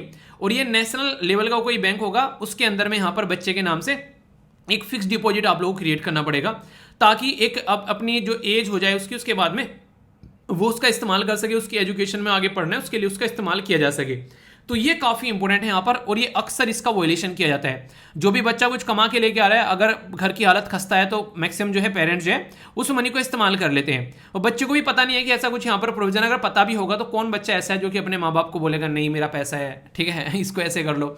अरे माँ बाप एक बार बोले बच्चा जान दे दे, इतना प्यार बच्चे माँ बाप से करते हैं, ठीक है। तो इस तरीके से आप लोग समझ सकते हैं, माँ बाप बच्चे और बच्चे माँ बाप से, तो पैसे का कोई नाम ही नहीं आता है बीच में। तो उसके चलते ये एक ऐसी गाइडलाइन है कि कई बार बच्चों को प्रॉब्लम फेस करनी पड़ जाती है। यहाँ पर कई बार ऐसे रहते हैं कि मान लीजिए किसी के पिताश्री जो हैं वो महानुभाव जो हैं दारू पीने के आदी हैं, वो दबाकर दारू पी रहे हैं, बच्चा भी कमा के लेकर आ रहा है उसका दारू पी रहे हैं, बीवी कमा के ले रही है एमजी नरेगा से कहीं से, उसकी दारू पी गया उठाकर, बाद में उनकी पिटाई भी कर रहा है। तो इस तरीके की हरकतों को रोकने के लिए यहाँ पर बोला जाता है कम से कम एटलीस्ट बच्चे की एजुकेशन आगे चलती रहे, उसको कुछ सपोर्ट मिल जाए, तो ये देखने को मिलेगा, ठीक है। इसी के साथ में यहाँ पर एक तरीके से जो बात की जा रही है, ये फोकस है काफी अच्छा कि जो भी यहाँ पर कंटेंट जो क्रिएट किया जाता है बाय चाइल्ड या फिर फैमिली गार्जियन, उनको ट्रीट करना चाहिए as a working in a family entrepreneur, ठीक है। तो ये प्रोविजन जो है चाइल्ड लेबर एडोलेसेंट एक्ट 1986 के तहत यहाँ पर रखा गया है। तो यानी कि प्रॉपर कानून है कि content created by the child और फैमिली या गार्जियन के द्वारा, तो यहाँ पर उसको ट्रीट करना है कि एक तरीके से एंटरप्राइज एज जो ये प्रोवाइड करा रहे हैं एक वर्किंग फैमिली के तौर पर, ठीक है। तो ये आप लोगों को देखने को मिलेगा। तो इससे क्या रहता है, उनको कई सारी सपोर्ट मिल जाती है अच्छी, जिसके बेस पर चीजें आगे चल पाती हैं। अब कुछ इंपॉर्टेंट आर्टिकल मैं आप लोगों को बताऊंगा जहां से आप लोग क्वेश्चन भी बनेगा, क्वेश्चन भी आप लोग उसके तहत अटेम्प्ट यहां पर कर पाओगे। बहुत इंपॉर्टेंट है यार, स्टार लगा लेना। और मैं तो ये बोलूंगा ये स्लाइड जो है आप लोग यहां पर इसका स्क्रीनशॉट लेकर भी रख सकते हैं। अगर constitutional provision related to children आप लोगों से कोई पूछने लगे, जो कि कई बार एग्जाम में पूछे भी जाते हैं, तो आर्टिकल 21 जो है यहाँ पर वो चाइल्ड बात करता है, child the right to live with dignity. यानी कि आप लोगों को पता है हमारी संविधान के अंदर में जब फंडामेंटल राइट के बारे में बात करते हैं तो आर्टिकल 21 ही यहाँ पर आप लोगों को राइट टू प्राइवेसी के बारे में अधिकार देता है। तो राइट टू प्राइवेसी और राइट टू एक डिग्निफाइड लाइफ आप लोगों को मिलनी चाहिए। तो बच्चे को भी प्रोवाइड कराता है, उसकी पर्सनल लिबर्टी और उसकी प्राइवेसी बच्चे की भी है, ऐसा नहीं कि आप लोगों की है बस। वहां पर ऐसा नहीं कि बस मेल फीमेल या फिर बच्चे कुछ लिखा हुआ है। तो इंसान को मिलनी चाहिए और यहां पर ये बच्चा भी इंक्लूड होगा इसमें। आर्टिकल 14 जो होता है ये राइट टू इक्वालिटी के बारे में बात करता है। ऐसा नहीं कि लड़का है उसको आप लोग सारी चीजें प्रोवाइड करा रहे हैं और लड़की को कुछ प्रोवाइड नहीं करा रहे हैं, ये भी नहीं यहां पर होना चाहिए, तो इसके ऊपर भी फोकस देना पड़ेगा। आर्टिकल 15 राइट अगेंस्ट डिस्क्रिमिनेशन, कोई डिस्क्रिमिनेशन यहां पर नहीं होना चाहिए। आर्टिकल 23 और 24 जो कि काफी इंपॉर्टेंट है यहां पर, खासकर राइट अगेंस्ट एक्सप्लॉइटेशन की बात करते हैं कि एक्सप्लॉइटेशन नहीं होना चाहिए, यानी कि उनका किसी भी तरीके से शोषण नहीं होना चाहिए। और इसी के साथ में ये तो काफी इंपॉर्टेंट है, आर्टिकल 24 चाइल्ड लेबर के बारे में बात करता है, पर लेकिन स्टार लगा लेना, ये चाइल्ड लेबर का मतलब ये नहीं कि आप लोगों को बिल्कुल काम ही नहीं करने दिया जाएगा। आप लोग उस एरिया में काम कर सकते हैं जहां पर हजार्ड्स इंडस्ट्री नहीं है, यानी कि जहां पर जान का खतरा नहीं है, कोई और ऐसा इशू नहीं है, तो नॉर्मल काम कर सकते हैं। पर लेकिन आर्टिकल 21 ऐड किया गया संविधान में 86 कॉन्स्टिट्यूशन अमेंडमेंट करके कि 6 से लेकर 14 साल के बच्चे को कंपलसरी एलिमेंट्री एजुकेशन मिलनी चाहिए, यानी कि ये नहीं कि चाइल्ड लेबर भी करा रहे हैं उससे और उसकी एजुकेशन भी नहीं चल रही है। उस टाइम पे आप लोगों से उससे चाइल्ड लेबर करानी है, फिर काम कराना है जिस टाइम पर वो बच्चा जो है अपनी एजुकेशन कंप्लीट कर चुका हो या कि स्कूलिंग उसकी एक तरीके से स्कूल से आ चुका हो, तब आप लोगों से काम कराए, नहीं कि स्कूल नहीं जाना आज तुझे और तुमको यहाँ पर ये काम करना है, वो नहीं करना है। और अगर ऐसा कोई करता हुआ पाया जाता है तो उसके खिलाफ एक्शन लिया जा सकता है। ये तो हो गए यहाँ पर सारे जो भी आर्टिकल मैंने बताए 21, 14, 15, 23, 24, ये सारे 21A, ये सारे के सारे आप लोगों के मौलिक अधिकार की कैटेगरी में आएंगे, जिसको आप लोग पार्ट 3 बोलते हैं फंडामेंटल राइट का, आर्टिकल 12 से लेके आर्टिकल 35 तक का। तो ये काफी इंपॉर्टेंट है जो कि आप लोग यहां तक कम से कम पता होने चाहिए। अब एक इंपॉर्टेंट आर्टिकल जो कि आप लोग अक्सर भूल जाया करते हैं, ये जरूर याद रखना है, आर्टिकल 39F अगर याद रख लो तो अच्छा रहेगा। यहां पर ये है डीपीएसपी, यानी कि directive principle of state policy. DPSP यानी कि directive principle of state policy. और एक बच्चा कह रहा है सर डीपीएसपी भी कभी हिंदी में बता दिया करो, क्या कहते हैं डीपीएसपी को? तो इसको कहते हैं राज्य नीति के निर्देशक तत्व, ठीक है, या फिर सिद्धांत, ठीक है। तो ये राज्य नीति के निर्देशक सिद्धांत आप लोग बोल सकते हो। तो ये जो डीपीएसपी है, डीपीएसपी के अंदर 39 आर्टिकल बोलता है कि स्टेट यानी कि जो गवर्नमेंट है वो बच्चे को एक हेल्दी इन्वायरमेंट, हेल्दी कंडीशन और एक आजादी और डिग्निफाइड लाइफ प्रोवाइड कराएगी, और कोई एक्सप्लोटेशन वगैरह या फिर कोई मोरल या फिर मटेरियल कोई ऐसी कंडीशन नहीं होनी चाहिए जहां पर बच्चे को एक तरीके से ना दिक्कत फेस करनी यहां पर पड़ जाए। एक शब्द यूज किया गया है अबेंडनमेंट, अबेंडन करना, एक तरीके से त्याग करना या फिर परित्याग करना आप लोग यहां पर बोल सकते हैं। तो एक तरीके से कोई भी ऐसी कंडीशन नहीं होनी चाहिए, इनका आप लोगों को देखना पड़ेगा, ये इंक्लूड नहीं होनी चाहिए अगर बच्चे के बारे में बात करें। तो ये सारे प्रोविजन यहां पर फॉलो करने पड़ेंगे अगर एक बच्चे को आप लोग को इसके अंदर लेकर आना है एज ए चाइल्ड आर्टिस्ट। एक इंटरेस्टिंग चीज मैं आप लोग को बता दूं, यूट्यूब काफी स्ट्रिक्ट है यहां पर, आप लोग को याद होगा मैंने हिंदू के अंदर ही वीडियो एक इंक्लूड की थी यहां पर बच्चे के बारे में। बच्चे को एक तरीके से उसके ऊपर नहीं, एक छत के ऊपर फेंक दिया गया उसकी माँ के द्वारा, और खासकर तपती गर्मी के अंदर में, ठीक है। तो वो काफी रो रही थी, बच्ची थी बेसिकली वो। तो उस टाइम पर यहाँ पर यूट्यूब के द्वारा बाकायदा मेल किया गया और यहाँ पर वो जो पर्टिकुलर एरिया था, ठीक है, उसके अंदर वार्निंग दी गई कि ये क्यों यूज किया गया यहाँ पर, कि ये बच्चों से रिलेटेड यहाँ पर वायलेंस दिखा रहा है, ठीक है।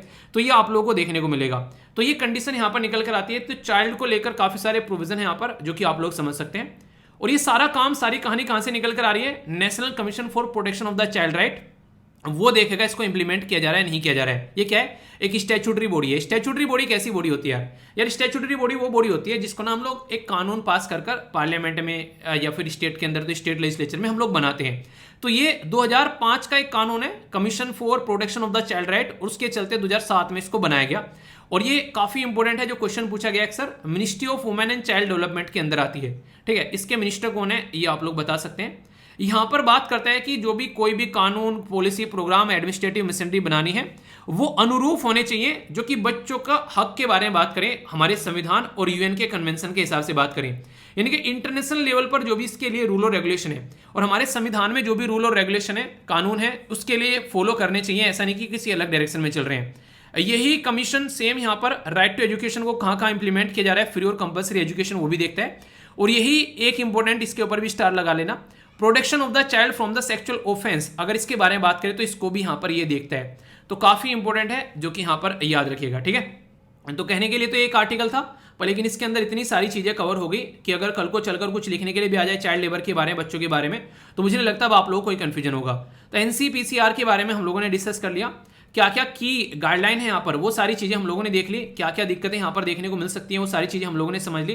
की हाइलाइट्स में कई सारी की हाइलाइट्स बताई मैंने आप लोगों को। इसी के साथ में ये भी बताया कि 20%, ये याद रखिएगा, एटलीस्ट ये फिक्स डिपॉजिट में जाना चाहिए बच्चे के लिए। संविधान के अंदर क्या क्या प्रोविजन है, एनपीसीआर के बारे में मैंने आप लोगों से बातें की। अब इंटरेस्टिंग सा क्वेश्चन है जो कि यूपीएससी के द्वारा 2017 में पूछा गया प्रीलिम्स के अंदर में, तो इसको आप लोगों को अटेम्प्ट करना है। बात की जा रही है यहाँ पर कि right against exploitation in the constitution of India. तो यहाँ पर इसके बारे में बात की जा रही है कि एक्सप्लॉयटेशन के बारे में जब यहाँ पर बात करते हैं तो ये किसके बारे में यहाँ पर बात करते हैं, तो prohibition of the trafficking in human beings and the force labour, तो इसके बारे में बात करते हैं। ठीक है, अगर बात करें अबोलिशन ऑफ अनटचेबिलिटी के बारे में बात करते हैं, protection of interest of the minority के बारे में बात करते हैं, या फिर protection of employment of the children in the factories and the mines, prohibition sorry. ठीक है, तो सही आंसर यहां पर क्या होगा? इतना आसान सा क्वेश्चन आप लोगों से पूछ लिया, देखिए यहां पर। ठीक है, जो भी चीजें आप लोगों ने, मैंने अक्सर आप लोगों को पॉलिटी के अंदर ये सारी चीजें पढ़ा रखी है काफी डिटेल में, इसके ऊपर तो मैंने डिटेल में आर्टिकल आप लोगों के डिस्कस कर रखे हैं। तो अगर बात करें अनटचेबिलिटी के बारे में, तो आप लोगों को पता है अनटचेबिलिटी कौन से आर्टिकल में आता है, जैसे आर्टिकल 17 में आप लोगों को अनटचेबिलिटी देखने को मिलेगा। पर राइट अगेंस्ट एक्सप्लॉयटेशन कहां पर बात की जा रही है, ये तो 17 के अंदर ही नहीं है। हम लोग यहां पर दो आर्टिकल के बारे में बेसिकली बात करें, 23 और 24 के बारे में। ठीक है, अगर बात करें तो ये आप लोगों को डायरेक्ट बोल सकते हो कि दूसरा गलत हो गया।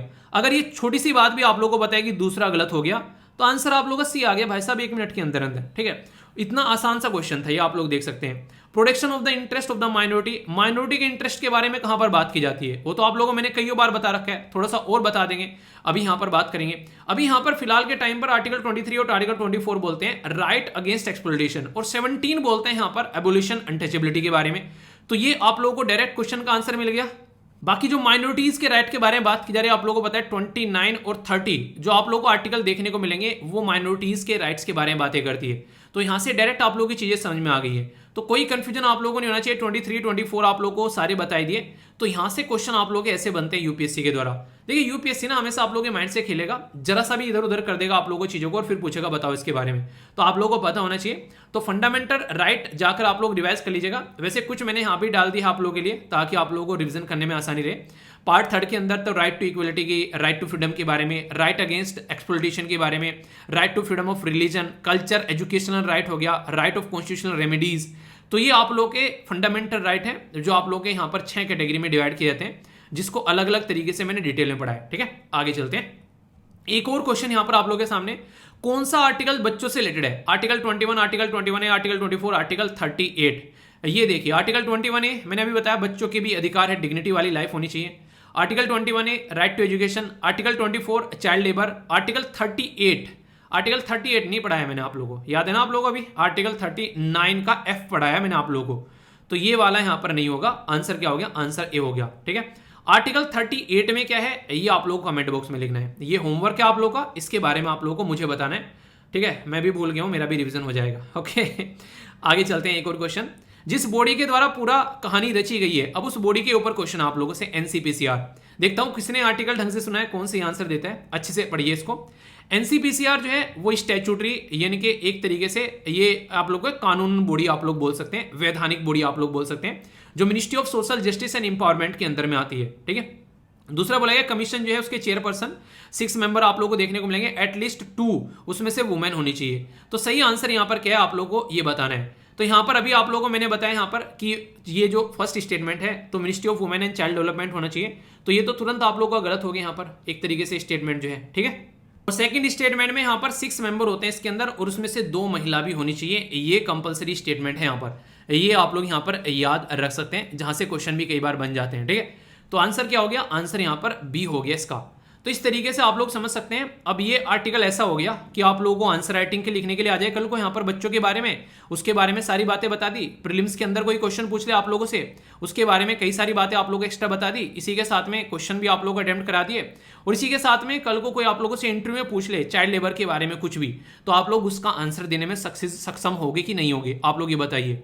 तो आप लोग लाइक कर सकते हैं, डिसलाइक कर सकते हैं, अपना फीडबैक जरूर दिया करो वीडियो के ऊपर, जिससे मुझे पता चलता रहता है कि आप लोगों की आर्टिकल समझ में आया है या फिर नहीं आया है। ठीक है, तो अपना फीडबैक जरूर दिया करो, अच्छा लगता है मुझे जब आप लोग पार्टिसिपेट करते हो। ओके दोस्तों, ये जो आर्टिकल है डाउन टू अर्थ मैगजीन के द्वारा कवर किया गया, जो कि काफ़ी एक अच्छी मैगजीन मानी जाती है, और कई सारे इंपॉर्टेंट आर्टिकल आप लोगों ने देखा होगा, अक्सर मैं इसके कवर करता हूँ, क्योंकि कई सारी फैक्चुअल इन्फॉर्मेशन इसी के साथ में कंटेंट आप लोगों को मिलता है आंसर राइटिंग के लिए, और कई बार एग्जाम में डायरेक्ट क्वेश्चन आप लोगों से पूछा जा सकता है। जैसे #222 मिलियन ड्रीम्स, इसके बारे में कोई आप लोगों से पूछ ले क्या है, तो आप लोग क्या बोलोगे? ठीक है, तो इसके बारे में आप लोगों से बात करूंगा।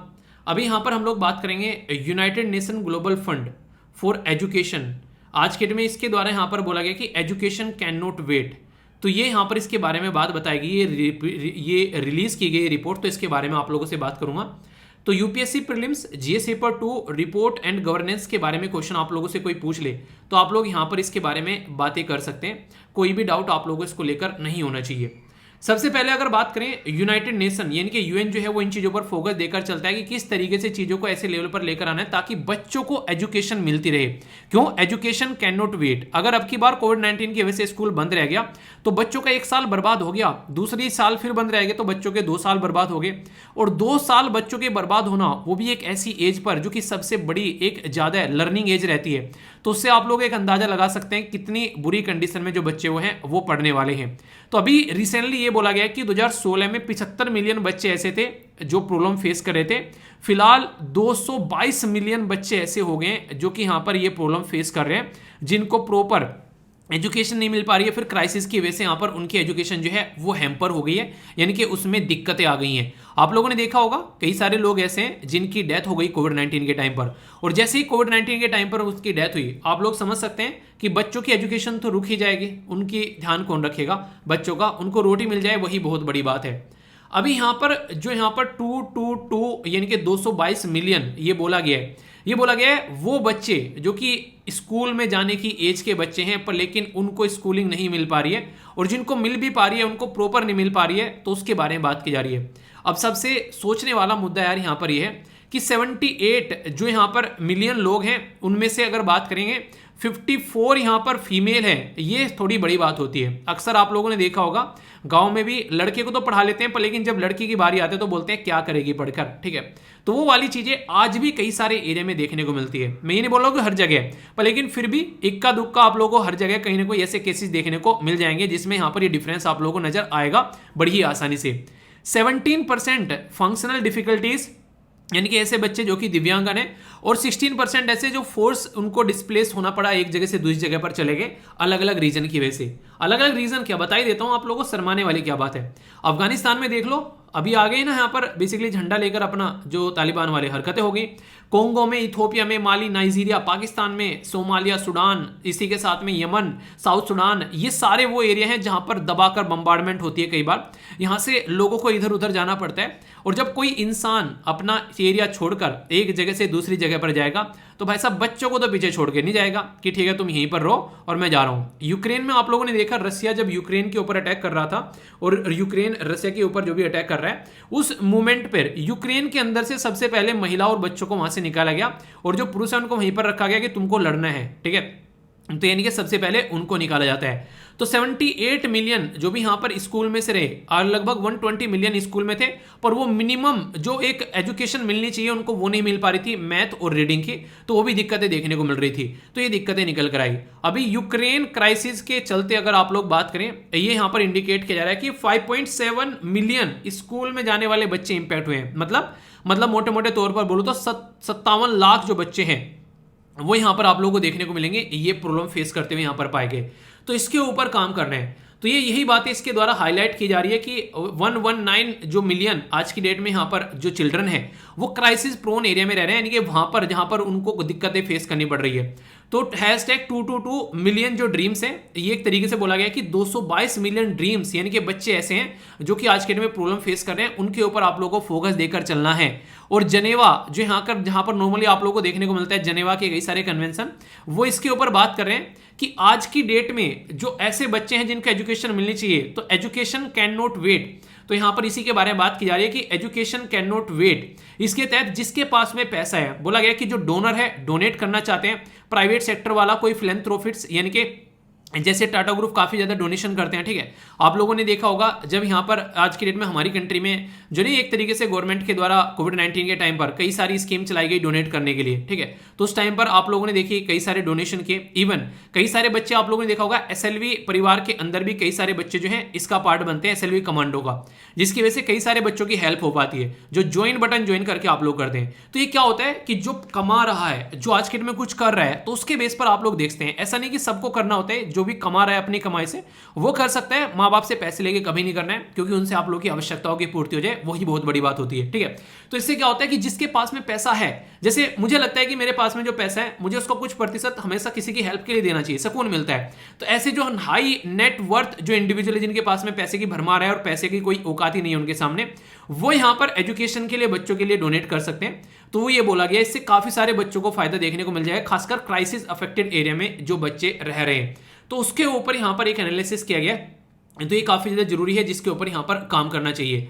तो यहाँ पर एजुकेशन कैन नॉट वेट, तो आप लोगों से पूछ लें यहाँ पर इसके बारे में, तो बोला गया it is United nation global $1 billion fund, जो कि बच्चों की हेल्प करने के लिए बनाया गया, जो बच्चे जो हैं ऐसे एरिया में रहते हैं जहां पर उनको दिक्कत हो, जहां पर खासकर अगर बात करें, ये है बेसिकली ये दीर्घ संकट वाले एरिया में आप लोग इसको बोल सकते हैं, उन एरिया में रहते हैं जहां पर दीर्घ संकट पड़ रहा हो। और यूनाइटेड नेशन जो चिल्ड्रन फंड है वो यहाँ पर हमेशा इसके लिए काम करता है कि बच्चों को वहां से निकाला जाए, और इनका बेसिक पर्पज भी है कि पैसा इकट्ठा करना, बिना पैसे के कुछ नहीं होगा, बिना पैसे के इस दुनिया में कुछ हो ही नहीं सकता है, पानी पीने के लिए भी आप लोगों को पैसा देना पड़ता है। ठीक है, तो मिनिमम कम से कम बेसिक फैसिलिटी मिल जाए उनको मिनिमम पैसा देके, तो उसके ऊपर फोकस रहता है यहाँ पर। तो इसके चलते जो भी पॉलिटिकल पार्टी है या फिर जो भी ऑपरेशनल फाइनेंशियल कमिटमेंट है, इनकी हर एक इंसान अपने अपने लेवल पर काम करे ताकि लोगों के लिए हेल्प की जा सके। इवन सरकार तक भाई साहब डोनेशन मांगने आ जाती है जब कोई दिक्कत पड़ती है। आप लोगों ने देखा अभी यहाँ पर कोविड-19 के टाइम पर, तो इंडिविजुअल पर्सन क्या कर लेगा वहां पर, तो सबको मिलकर जब पार्टिसिपेट करेंगे तभी चलकर चीजें जो है वो सॉल्यूशन यहाँ पर निकल पाएगा।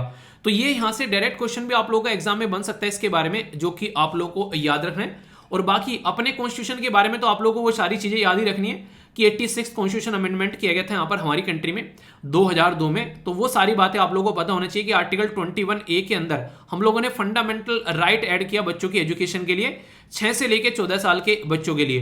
तो ये सारी बातें आप लोगों को पता ही रखनी है, जिससे क्वेश्चन आप लोगों के बन सकते हैं। और खासकर जब एजुकेशन के बारे में बात आए, तो बच्चों की एजुकेशन के बारे में ये ऐसे पॉइंट्स होते हैं जो कि आप लोगों को कभी भूलने नहीं है, इनको आप लोगों को हमेशा याद रखना है। और यहां से अक्सर आप लोगों के जब क्वेश्चन बनते हैं तो आप लोगों को कंफ्यूजन में नहीं आना है। ठीक है, तो ये आप लोगों से ऐसे एवरग्रीन टाइप के क्वेश्चन है जो कि फ्रीक्वेंटली पूछे जाते हैं। इसी के बेस पर हमारी कंट्री में राइट टू एजुकेशन एक्ट आया था, जो कि 2009 में आया।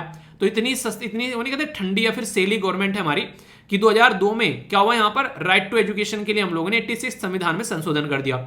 7 साल लगे कानून बनाने में। तो ये हरकतें देखने को मिलती है। National legal service authority NALSA वाला जजमेंट आया कि किन्नर कम्युनिटी को 3rd जेंडर बनाओ, भाई साहब 2014 में आ गया था वो। ठीक है, कानून बना रहे हैं 2019 में लाके। ठीक है, तो इतना टाइम लगा लेते हैं, जो कि अगर बात करें जिसके ऊपर काम करना चाहिए तो यहाँ पर बड़ी सस्ते वे में चलती है। तो यहाँ पर ये सोसाइटी में वेलफेयर की बात है, पर लेकिन दूसरी बात ये भी है, हमारा एक कितना बड़ा देश है यार, पूरे देश को कवर करना वो भी एक आसान काम नहीं है, तो वो भी आप लोगों को सोचना पड़ेगा। ठीक है, तो ये कुछ ऐसी बातें हैं जो कि आप लोग यहाँ पर याद रख सकते हैं। कल को अगर क्वेश्चन पूछ ले आप लोगों से, तो आप लोगों के माइंड में इसको लेकर कोई कंफ्यूजन नहीं होना चाहिए। आई होप कि आप लोगों के माइंड में क्लैरिटी आई होगी। कंफ्यूजन हो तो बताना जरूर यार, उसको दूर किया जाएगा आने वाले टाइम में। अच्छे से पढ़ना है और पढ़ना भी इस तरीके से ताकि किसी को पढ़ा सको। ठीक है, तो यही मेरा पर्पज रहता है आप लोगों की इस तरीके से चीजें कवर की जाए ताकि आप लोगों के माइंड में कोई डाउट ही न रहे। ओके, एक आर्टिकल आप लोगों को यहाँ पर इजराइल की पॉलिटिक्स के ऊपर देखने को मिलेगा। इजराइल में बेंजामिन नेतन्याहू जो थे जब उस टाइम पर थे वहाँ पर, तो काफ़ी अच्छा कुछ यहाँ पर चल रहा था। इंडिया और इजराइल के रिलेशन काफ़ी अच्छे, हालांकि अभी भी हैं, उसमें कोई दिक्कत नहीं है। पर लेकिन इजराइल एक बहुत ही अनस्टेबल कंट्री है, वहाँ पर मेजोरिटी में कोई गवर्नमेंट नहीं आ पाती है। और कंट्री में 5th नेशनल इलेक्शन अभी जल्दी होने वाले हैं। वहाँ पर अभी जो गवर्नमेंट थी उसमें पता ही था सबको कि यहाँ पर अभी जो है गवर्नमेंट लंबे समय तक चल नहीं पाएगी, क्योंकि जो पॉलिटिकल पार्टी आपस में मिलकर गठबंधन में गवर्नमेंट चला रही थी उनके बीच में काफ़ी ज़्यादा डिवीजन थे। और उनमें द्वारा जो गठबंधन हुआ था वो भी ऐसा था कि 5 साल में से, मगर हमारी कंट्री में 5 साल तक एक तरीके से किसी को गवर्नमेंट चलानी हो तो यहाँ पर बोलने लगे मोदी जी 5 साल तो आप, मतलब 2 साल आप लोग, 2.5 साल आप प्राइम मिनिस्टर रह लो, और 2.5 साल जो है अरविंद केजरीवाल या राहुल गांधी जी जो भी हो, मतलब प्राइम मिनिस्टर रह ले अगर गठबंधन में गवर्नमेंट बनाए। तो आप लोगों को लगता है ऐसा कुछ यहाँ पर काम चल पाएगा? तो ऐसा ही कुछ हुआ इजराइल में। अभी फिलहाल आप लोगों को देखने को मिलेगा काफ़ी एक पॉलिटिकल अनस्टेबिलिटी है, जिसकी वजह से कई सारी दिक्कतें देखने को मिलती है। और इजराइल की लोकेशन आप लोग जरूर याद रखिएगा। यहाँ से अगर आप लोग देखेंगे तो ये एग्जैक्ट लोकेशन आप लोग यहाँ पर इजराइल की दिखाई देगी। तो ये है इसके बारे में आर्टिकल। बेसिकली वही है, आप लोग किसी भी कंट्री की पॉलिटिक्स को चाहो तो इग्नोर कर सकते हो, हमारे किसी काम की होती नहीं है। ठीक है, बाकी फिर से यहाँ पर एक आर्टिकल आया जो मैंने आप लोगों को बताया था। यहाँ पर ये है किसके बारे में, ये है डिफेक्शन के बारे में, यानी कि एंटी डिफेक्शन कानून। तो फिर से पूरी पॉलिटिक्स जो है यहाँ पर समझाई गई है, बच कुछ ऐसी बातें हैं जो आप लोग यहाँ पर समझ सकते हैं। एंटी डिफेक्शन मतलब जब कोई यहाँ पर आज के डेट में दल बदल कर जाता है, एक पॉलिटिकल पार्टी के टिकट पर चुनकर आया, उसके बाद में छोड़कर किसी और पॉलिटिकल पार्टी को जाकर ज्वाइन कर लिया, उसका कोई भी रीजन हो सकता है, पर्सनल उसको डिस्कस करना जरूरी नहीं है। पर लेकिन सबसे इंपॉर्टेंट जो पॉइंट यहाँ पर बोला गया है कि मोस्ट प्रोमिनेंट जो पॉलिटिकल डिफेक्शन था वो था हरियाणा का गयालाल, जो यहाँ पर ओरिजिनली एन इंडिपेंडेंट एमएलए था 1967 में, ठीक है। तो बिटवीन तो कांग्रेस और इसी के साथ में जनता पार्टी, तो अलग अलग तरीके से नहीं आदमी जो है कभी इधर जाकर कूद गया, कभी उधर जाकर कूद गया, तो किसी कंडीशन देखने को मिलती है। तो तभी चलकर यहाँ पर लगा कि यार कोई कानून होना चाहिए, तो 1985 में एंटी डिफेक्शन कानून लाया गया। ये यहाँ पर काफ़ी इंपॉर्टेंट है, जो कि आप लोगों को याद रखना है। और 52nd कॉन्स्टिट्यूशन अमेंडमेंट करके यहाँ पर ये इसको लाया गया ताकि चीज़ों को थोड़ा सुधारा जा सके। और तब से लेकर अब यहाँ पर डिफेक्शन जो है वो यहाँ पर एक तरीके से रोकने की कोशिश यहाँ पर की जा रही है, पर लेकिन अभी भी हम लोग उसको रोक नहीं पा रहे हैं। तो इसलिए माना जाता है कि क्या ये कानून जो है वो सही से काम कर रहे हैं यहाँ पर। एक और इंपॉर्टेंट बात यहाँ पर, अगर 2 साल से ज़्यादा किसी पर्सन को किसी रीजन की वजह से, अगर कोई अपराध की वजह से उसको 2 साल से ज़्यादा उसके ऊपर क्रिमिनल केस लगे हैं, तो उसको 6 साल के लिए डिस्क्वालीफाई किया जाता है। और इस टॉपिक के ऊपर यहाँ से जो मैंने अभी ये बातें बताई हैं, यूपीएससी ऑलरेडी क्वेश्चन पूछ चुकी है प्रीलिम्स में। तो इसलिए आप लोगों को टॉपिक को इस तरीके से कवर करना है कि कोई भी कंफ्यूजन आप लोगों को न देखने को मिले। एंटी डिफेक्शन लॉ जो है इसका बेसिक पर्पज ये है कि एक स्टेबिलिटी रहे, क्योंकि एक स्टेबिलिटी रहेगी तो गवर्नमेंट जो है वो अच्छे से यहाँ पर चल पाएगी, वरना बहुत सारे इश्यूज फिर यहाँ पर देखने को मिलने लगते हैं। तो ये कई सारी ऐसी दिक्कतें यहाँ पर निकल कर आती हैं, तो इसको आप लोग अंडरस्टैंड कर सकते हैं, ठीक है। एक आर्टिकल यहाँ पर देखने को मिलेगा जो मैंने अभी कई दिन पहले आप लोगों से डिस्कस किया था, ये यहाँ पर है स्टेरिलाइट कॉपर प्लांट के बारे में, जो थुथुकुडी तमिलनाडु के अंदर में है। तो आप लोगों को बताया था कि यहाँ पर इसके तहत यहाँ पर अभी जो है इसने इसको बेचने की बात की है, तो उसी के ऊपर आर्टिकल है। आप लोगों का रिवीजन भी हो जाएगा और इंपॉर्टेंट है, कुछ आइडिया भी आप लोगों का लगेगा। तो पूरा बेसिक आप लोगों का ये आर्टिकल जो है कवर करता हूँ, ताकि किसी ने नहीं सुना उसको भी समझ में आए कि कॉपर का जो प्लांट है वो कितना ज़्यादा खतरनाक वहाँ पर लोगों के लिए हो रहा था, और किस तरीके से लोग अगर प्रोटेस्ट करते हैं तो चीज़ों को यहाँ पर रोक पाते हैं। राइट टू प्रोटेस्ट का प्रावधान किस आर्टिकल के अंदर, अगर मैं आप लोगों से पूछूं तो आप लोग क्या आंसर दोगे? देखता हूं कौन सही आंसर देता है, नीचे कमेंट से बताइए। और आर्टिकल समझते हैं, एक एक पॉइंट आप लोगों के माइंड में क्रिस्टल क्लियर हो जाएगा, ठीक है। ये आप लोगों को टेक्स्ट एंड कॉन्टेक्स्ट पे देखने को मिलेगा द हिंदू न्यूज़पेपर के, और इसी के साथ में यहाँ पर न्यूज एनालिसिस का भी पार्ट है यहाँ पर। और ये काफी पुराना मुद्दा है, लगभग आप लोग बोल सकते हैं कि ये 10 को पुराना मुद्दा है। तो यहाँ पर आप लोग बोल सकते हैं 20 साल से भी ज्यादा पुराना मुद्दा है। अगर कल को एग्जाम में क्वेश्चन पूछा जाए यहाँ से, तो आप लोग बोलोगे यार 20 साल पुराना करंट अफेयर पूछ लिया यूपीएससी ने। तो यार यूपीएससी को समझने की कोशिश करो। यूपीएससी कभी भी आप लोगों से पुरानी ज़्यादा चीज़ें नहीं पूछती है, हमेशा वो चीज़ें पूछती है जो एक इशू बन चुका है, और वो जो इशू है वो न्यूज़ में कॉन्टिन्यूसली चला हुआ आ रहा है, तो यूपीएससी वो पूछती है। जिस दिन आप लोग ये चीज़ें समझ गए, उस दिन आप लोगों की, उन्हें कहते हैं कि बंटाधार हो जाएगा, आधी चीज़ें तो आप लोगों की वैसी टेंशन खत्म हो जाएगी, फिर आप लोग इशू पर फोकस करने लगेंगे। तो बात करेंगे यहाँ पर स्टेरिलाइट कॉपर प्लांट के बारे में, जो कि थुथुकुडी में तमिलनाडु के अंदर यहाँ पर स्टेब्लिश किया गया था काफ़ी समय पहले। और वो प्लांट जो है वो फिर यहाँ पर बंद कर दिया गया 2018 में कोर्ट के ऑर्डर के बाद में। और वो जो प्लांट है यहाँ पर 2018 में बंद किया गया, अब यहाँ पर उसको बेचने की बात की जा रही है वेदांता ग्रुप के द्वारा, जो कि लंबे समय से यहाँ पर बंद पड़ा हुआ है। तो ये 2 रीजन की वजह से न्यूज में आ गया। एक तो ये बंद पड़ा हुआ है काफी लंबे समय से, कोविड-19 भी चला गया, और अभी इसको बेचने की बात की जा रही है। तो आखिर ये प्लांट किस चीज का है? स्टेरिलाइट कॉपर प्लांट, आप लोगों को नाम पता चला यहाँ पर। ये बंद पड़ा हुआ है 2018 से। बंद क्यों पड़ा हुआ है, सारी कहानी मैं आप लोगों को बताता हूँ। हुआ क्या यहाँ पर, जब ये प्लांट यहाँ पर लगाया गया, तो देखिए किसी भी एरिया में अगर कोई भी इस तरह का प्लांट लगाया जाता है, कोई इस तरह की चीजें मैन्युफैक्चर करने के लिए, तो सबसे बड़ी दिक्कत जो होती है वो उस एरिया के लोगों को होती है। अगर उस एरिया के लोग उस चीज को लेकर खुश हैं तो फिर कोई दिक्कत नहीं है, पर लेकिन उस एरिया के लोग ही अगर दिक्कत में आ गए कि नहीं यार ये तो गलत चीजें हो रही है, उनको वो चीजें फील होने लगी, तो यहाँ पर फिर दिक्कत हो जाएगी। तो लगभग 20 साल से ये प्लांट चला हुआ आ रहा था, और ये प्लांट को लेकर लोग जो है वो प्रोटेस्ट करने लगे। यहाँ पर बहुत सारे लोग जॉब भी करते थे, पर लेकिन प्रोटेस्ट क्यों करने लगे यहाँ पर, अब वो आप लोग समझिए। इनका मानना यह था कि जब भी रात को लगभग 3 बजे के करीब ये लोग सोते हैं, और 3 बजे के करीब कोई गैस रिलीज होती है इस प्लांट में से, और वो गैस ऐसी होती है उसकी बहुत ही गंदी सी स्मेल होती है। इवन यहाँ पर सांस लेने में भी दिक्कत होने लगती है हम लोगों को जब वो गैस रिलीज होती है। और यहाँ पर जो ग्राउंड वाटर है वो ऐसा हो चुका है आज के डेट में कि जब हम लोग अपने गाय भैंस जो भी हमारे घर में उनको पानी पिलाते हैं, तो वो पानी पीने से मना कर देते हैं, मतलब प्यासे खड़े हुए हैं पर लेकिन पानी नहीं पिएंगे, इतना गंदा पानी उस एरिया में हो चुका है। लगभग 20 साल से ये पावर जो यहाँ पर ये स्टेरिलाइट प्लांट चला हुआ रहा था इसकी वजह से। तो लोग जो हैं उन्होंने क्या किया, यहाँ पर प्रोटेस्ट करना स्टार्ट कर दिया। हालांकि यहाँ पर इस जो कंपनी है ये बोलती है कि हम लोग यहाँ पर टॉयलेट बना रहे हैं, वाटर टैंक बना रहे हैं, हम लोग यहाँ पर कम्युनिटी सेंटर बना रहे हैं, पर लेकिन जो मेन मुद्दा है ये लोग ये बोल रहे हैं कि जो मेन मुद्दा होना चाहिए था वो होता था हेल्थ और एजुकेशन। हेल्थ और एजुकेशन पर इनका कोई फोकस नहीं है, और इवन यहाँ पर हम लोग को सांस लेने में भी दिक्कत हो रही है। तो यहाँ पर 2018 में एक प्रोटेस्ट हुआ, जो कि बहुत बड़ा प्रोटेस्ट हुआ एक व्हाट्सएप वीडियो की वजह से। क्यों? व्हाट्सएप वीडियो में ऐसा क्या था? व्हाट्सएप वीडियो में एक कैंसर का पेशेंट था, और वो कैंसर का पेशेंट यहाँ पर ये एक तरीके से गुहार लगा रहा था कि यहाँ पर जो हम लोग मर रहे हैं, और डिमांड कर रहा था कि स्टेरिलाइट प्लांट को आप लोगों को बंद करा देना चाहिए। तो उस कैंसर पेशेंट की जो वो वीडियो थी वो व्हाट्सएप पे बहुत ज़्यादा वायरल हो गई, और जैसे ही वो वीडियो वायरल हुई यहाँ पर लोगों ने प्रोटेस्ट करना स्टार्ट कर दिया, और जैसे ही लोगों ने प्रोटेस्ट करना स्टार्ट कर दिया तो फिर यहाँ पर ये मुद्दा बन गया काफ़ी बड़ा, और यहाँ पर इस प्लांट को जो है वो उसके ऊपर ताला लगाना पड़ गया। सबसे इंपॉर्टेंट बात यहाँ पर ये कॉपर बनाया जाता है, और आज की डेट में जब हम लोग इलेक्ट्रिक व्हीकल की दुनिया में घुस रहे हैं तो कॉपर के ऊपर जो हमारी डिपेंडेंसी है वो और ज़्यादा बढ़ गई है। और ये जो पावर प्लांट है ये जो यहाँ पर ये जो कॉपर बनाने का प्लांट है ये बंद हो गया। तो जब से ये बंद हुआ है तब से लेके अब तक का कॉपर की वैल्यू जो है 50% से ज़्यादा बढ़ चुकी है, और हम लोग जो भी बाहर से कॉपर खरीद कर लेकर आ रहे हैं उसकी वजह से यहाँ पर इलेक्ट्रिक प्रोडक्ट जो भी हम लोग बना रहे हैं उनकी वैल्यू आप लोगों को बढ़ती हुई यहाँ पर नजर आती है। डोमेस्टिक कॉपर का जो कंजप्शन है वो काफ़ी ज़्यादा बढ़ गया।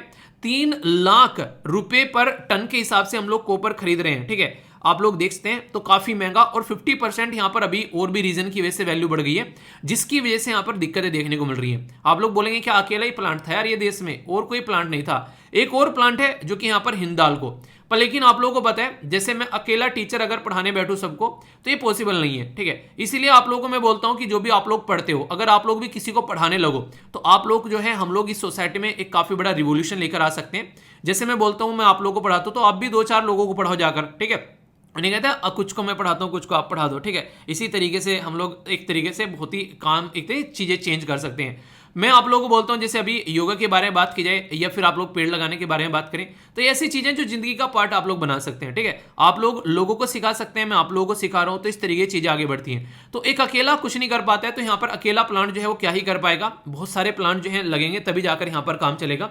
तो अभी फिलहाल के टाइम पर जब हम लोग इलेक्ट्रिक व्हीकल के बारे में बात करें तो यहाँ पर इसकी रिक्वायरमेंट और ज़्यादा बढ़ जा रही है। और सबसे बड़ी बात यहाँ पर यह कि बहुत सारे लोग जो हैं वो जॉब भी करते थे, उनकी जॉब भी यहाँ पर जा रही है।